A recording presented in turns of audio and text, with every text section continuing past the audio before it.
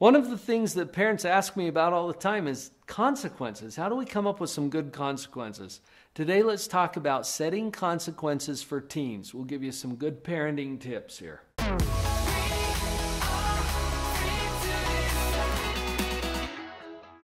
Let's put some structure around this. First, we need to review the model of control and maturity. After we get through that, let's talk about your own emotional control, and then we'll get down to the practical steps or some specific ideas that you could use as consequences based on what we found out. Let's jump in. Have you noticed this already?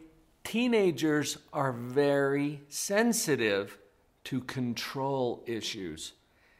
This is because of their moral and physical development that they're going through. In other videos here on the channel, we've gone into some detail about the moral development model. This has to do with 3 stages of moral development. If you haven't seen it yet, click on the card right up there that will take you to that video. It will queue it up for you to watch next. Watch that next so that you can get a good review of that. Here's a quick summary. 3 stages. Stage 1 is selfish and self-centered. It's all about me, me, me. There's no cooperation. There's resistance and defiance. Sounding familiar? A lot of times teenagers get stuck in that stage. Stage 2 is where we stop fighting and start cooperating. Cooperation is the hallmark of stage 2, and that's how we can tell that we've moved to that level of maturity. There's a willingness to negotiate. There's communication that's going on. They're not always happy about what's being asked, but they're willing to cooperate and comply. That's stage 2. Now, stage 3, that's the fun one. That's where we are mature and responsible. That's where we take accountability for our actions. Stage 3 is where service and empathy and morals and values and all of those great things kick in. Stop and think for a minute about what your teenager actually wants.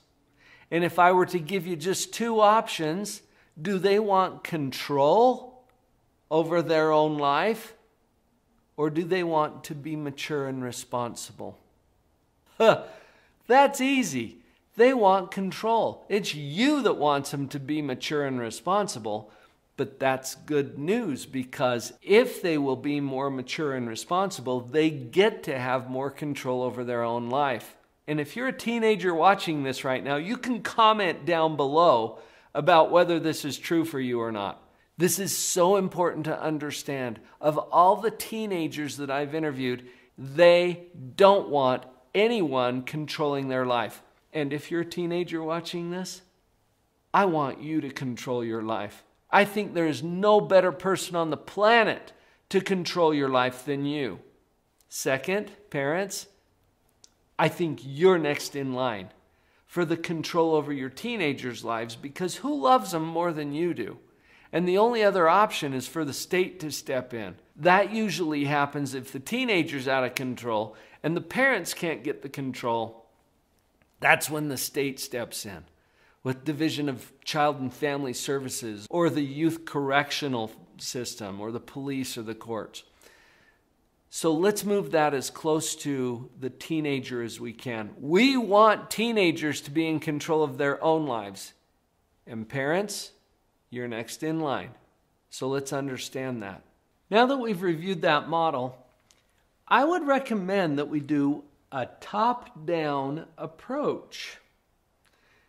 What I'm talking about has to do with those 3 stages. Okay, so we've got stage 1, stage 2, and stage 3.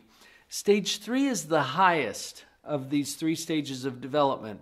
And so that's at the top. We're going to start as high as we can and go as low as we need to. What that means is assume that your teenager is at a higher level of development until they give you evidence to the contrary. Now, usually we're not starting at stage 3 because if we were at stage 3, you wouldn't be watching this video. They would be taking responsibility for their life and paying for all of their expenses and everything else that comes with stage 3 maturity. So let's go down to 2 and 1. The top-down approach, if we can't go to stage 3 where we implement consultation, we're going to move down to stage 2 where we will use communication. Okay, they're all C words that I'll give you for these 3 stages. So we got consultation in stage 3, communication in stage 2, consequences in stage 1.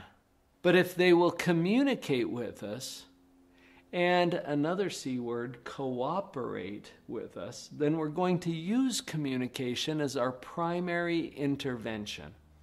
I would much prefer to put you in a situation where you can have a rational conversation with your teenager than to just jump in and start talking about the consequences. If they'll cooperate with you, they're at least on stage 2, and that is preferred. Now, what if they won't? Okay, that means we get to move down another notch. Remember, start as high as you can, go as low as you have to in terms of your intervention as a parent. So if they're not cooperating with you, we go down to stage 1, where we will implement consequences.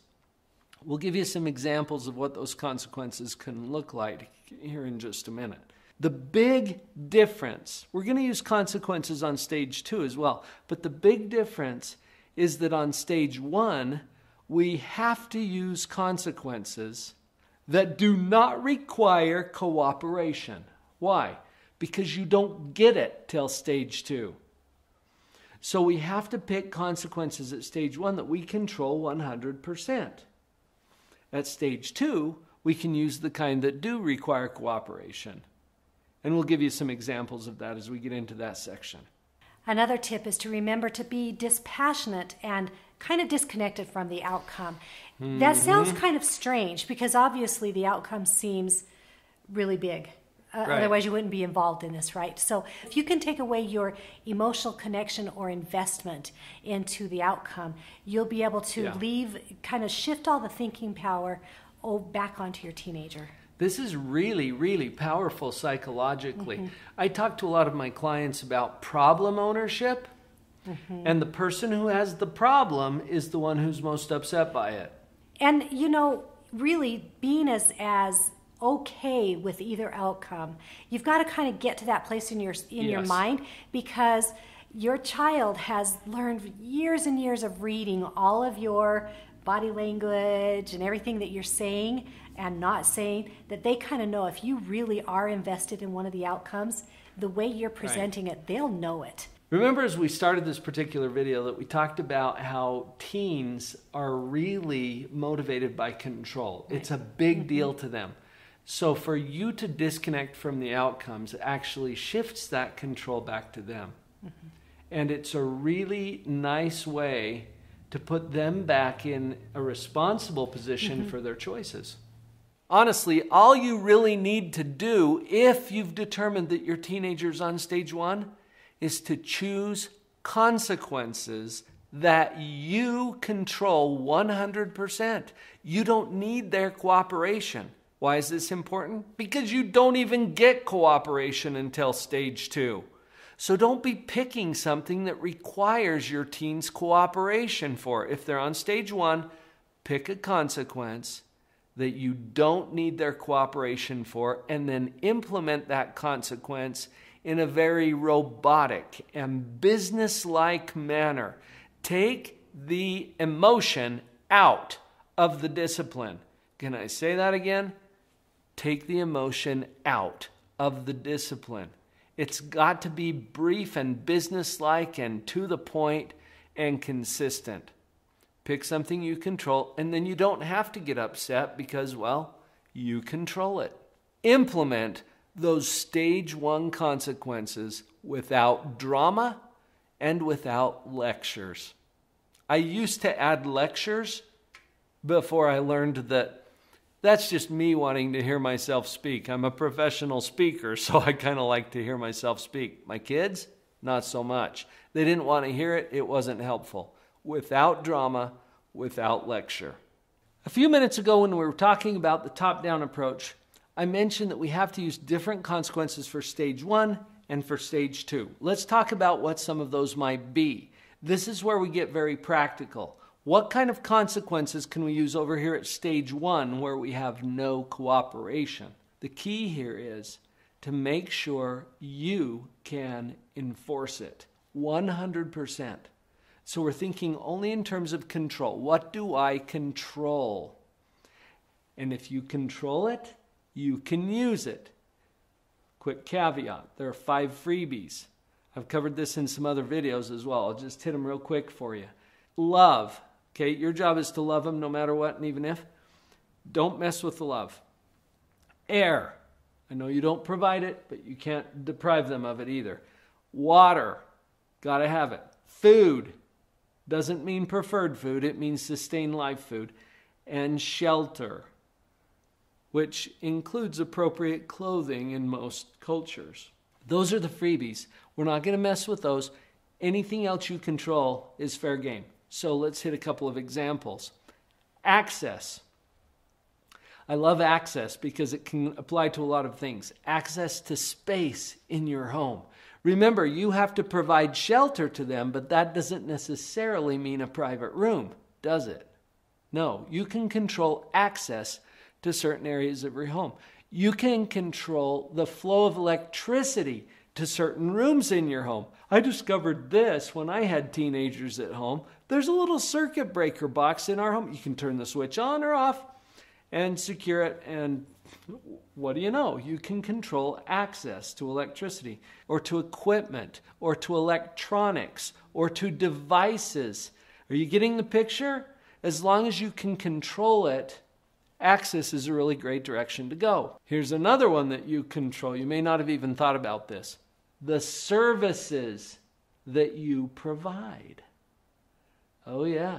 Think about some of those. What services do you provide to your teenager? And for a lot of parents, you're providing transportation, which gets into access too, because if you're not providing the transportation directly, you're probably providing access to something that they can get transportation, like a vehicle. What about laundry services? What about cooking services? What about all of those services that you provide? Now, as long as they're not on the freebie list, they're fair game. And I'm not saying we should play hardball here. I'm saying pay attention to what you control, because if your teen's on stage 1, you're going to have to pick something from that category as a consequence. While we're talking about services you provide, you also provide goods, and you provide things like permission. This is a powerful one. You can provide permission or not. Now, they control whether they follow your limits or not, but you control whether you give permission or not.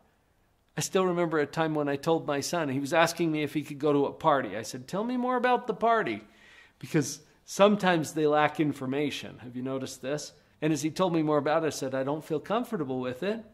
I'm not giving you permission to go. He's like, oh, so I can't go? I said, well, that's up to you. Because he had gone before, right, when I didn't give permission. It's up to you whether you go or not. Just understand that I'm not giving you my permission to go. So if you go, you're going without my permission. Any questions? I like to use that as well. Any questions? Raise your eyebrows a little. Keep smiling. It'll make them nervous. Another thing that you can use on stage 1 is fines and fees. Now, if you use this, it has to be based on your ability to collect. Because remember, we're not relying on cooperation. If you can collect, then you can use fines and fees on stage 1. Let's go over to stage 2. What kind of consequences when we move here? The biggest difference when we get to stage 2 is cooperation. Now we can open up the door to all kinds of other consequences that do require cooperation. And they'll be motivated to go to stage 2 because they get to have more control here. And that's what's motivating them.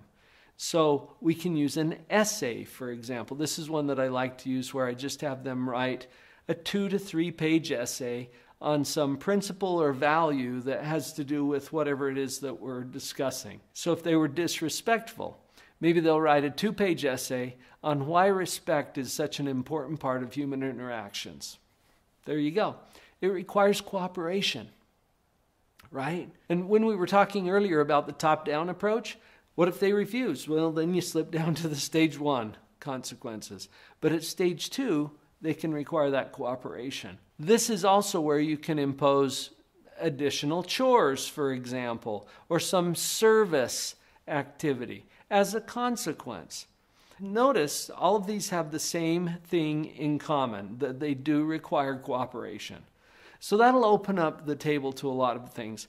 Tell you what, if you have other ideas about good stage 1 or stage 2 consequences, go to the comments. Let's see what ideas you have, and let's open up some conversation about that. I bet we can come up with some good things together. Parenting teenagers is not for the weak of heart. I don't know if you were aware of some of the resources available to you at Live on Purpose Central to help you with your teens. go.liveonpurposecentral.com. Come see what's available to you. In the street alone. Her head was down, face locked onto her phone.